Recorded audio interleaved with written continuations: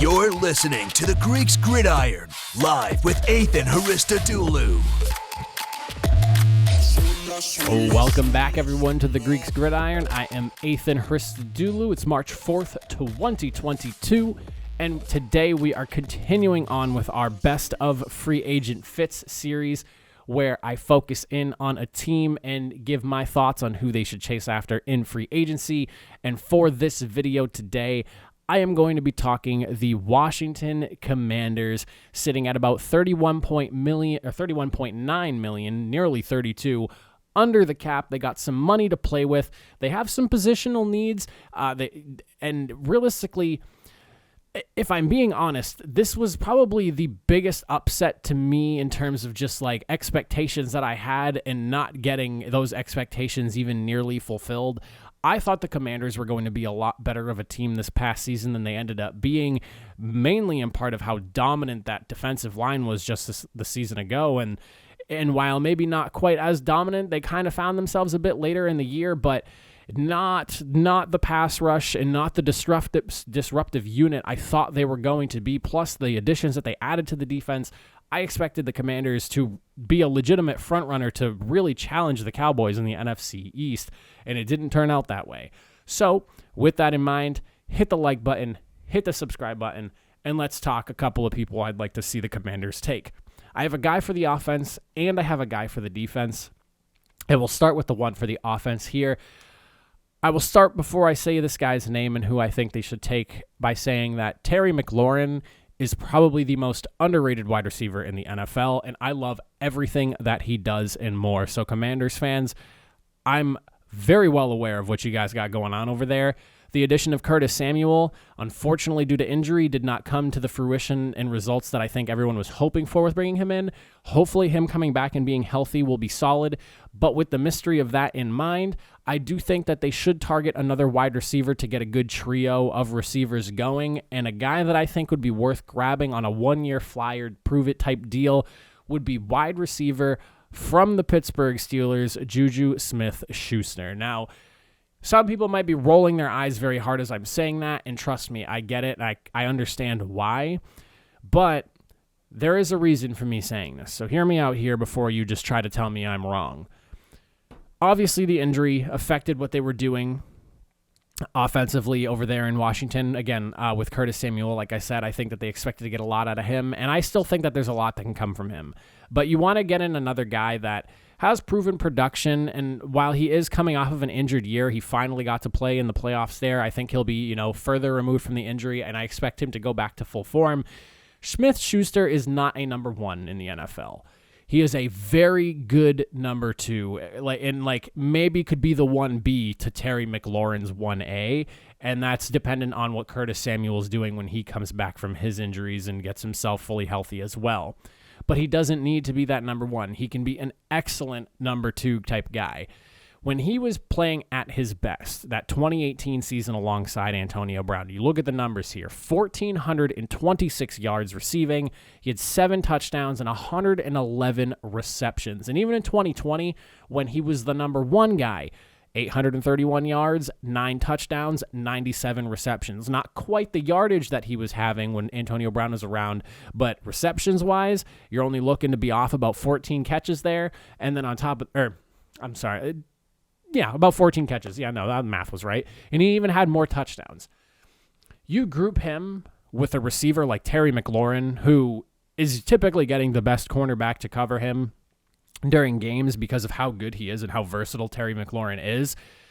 This opens the production right back up for Juju Smith-Schuster, where if you're not accounting for him enough because you have to devote more defensive resources towards making sure that Terry McLaurin isn't tearing you apart, you have a shot at getting 2018 Juju Smith-Schuster all over again.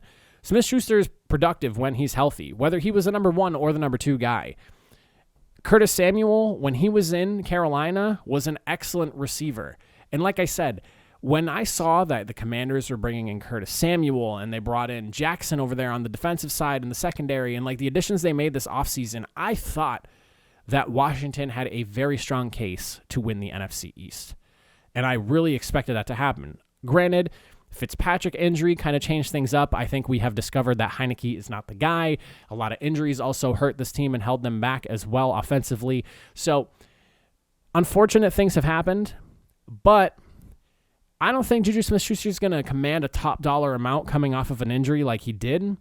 You get him on a nice 1-year prove-it deal, something like that, along those lines. Give him whatever he wants because you have about $32 million to play with, and that's not including potential cuts and things like that before free agency happens where the Commanders could open up even more money. You could have a very scary trio of wide receivers, though.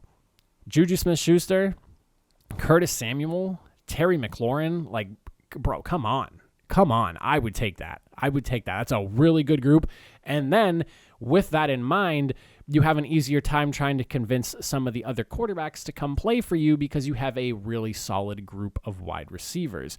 There are some quarterbacks that have trade clauses that would like to move, but maybe not considering the Commanders a place to go. Well, the recent hiring of Ron Rivera for this past season and also bringing in a wide receiver trio of that nature would maybe, sway some opinions. Clearly, there's a rebuild trying to be done there in Washington and a change of direction in terms of just like the attitude and everything that's going on there. Commanders, with Juju Smith-Schuster, really good-looking destination. As for the defensive side, who I have for defense here, the linebacking core. They drafted Jamin Davis this past season. Davis did not live up to the potential that I think some people expected him to, myself included. Excuse me, I keep having to clear my throat. But I'm not concerned, just slightly disappointed with what Davis did.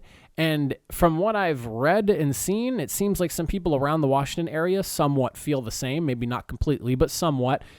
Then you have Holcomb, who kind of stepped up and had a really solid season, and he proved that he's a stud of a guy, and he might end up being a long-term answer at the linebacking position.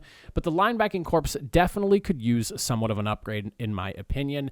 The sudden loss of Reuben Foster a few years ago, I think, kind of flipped the whole linebacking room on its head and kind of set them back. And now Washington has been trying to really get that back into play and be a legitimate group for this defense.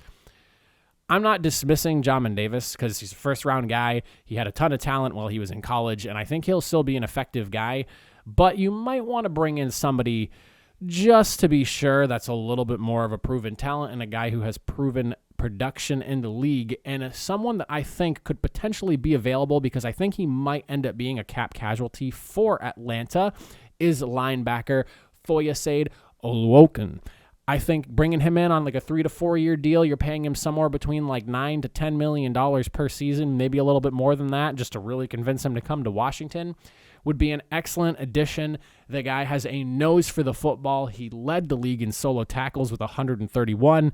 Couple that with his ability to force turnovers with 3 interceptions and a forced fumble this past season.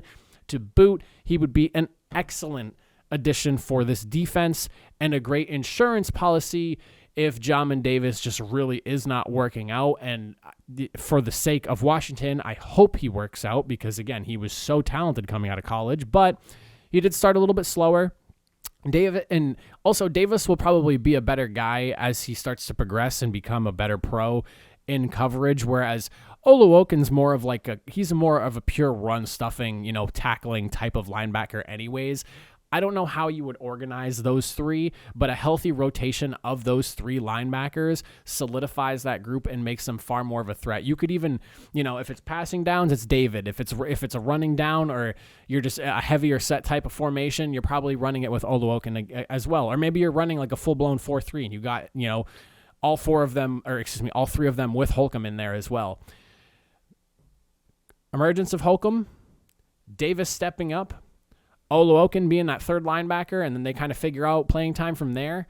That's a great linebacking corps, in my opinion. More like it's not super big star power, but the sum of your parts equals a greater outcome. I think I really like the idea of him going there, and based on Atlanta's cap situation right now, I do think that Foyasade ends up being available. It just seems like a likely scenario, in my opinion. Matt Ryan is accounting for like a $40 million cap hit, so they're kind of in a weird space cap-wise, and they would have to sacrifice some players, I think, to be able to bring back Woken for what I think is going to be his market value, and I don't know if he would take a team-friendly deal or not. We'll have to see in the next couple of weeks, but definitely a guy that I could see available, and a guy that I think that would be an immediate impact for the center of the football field on defense for Washington.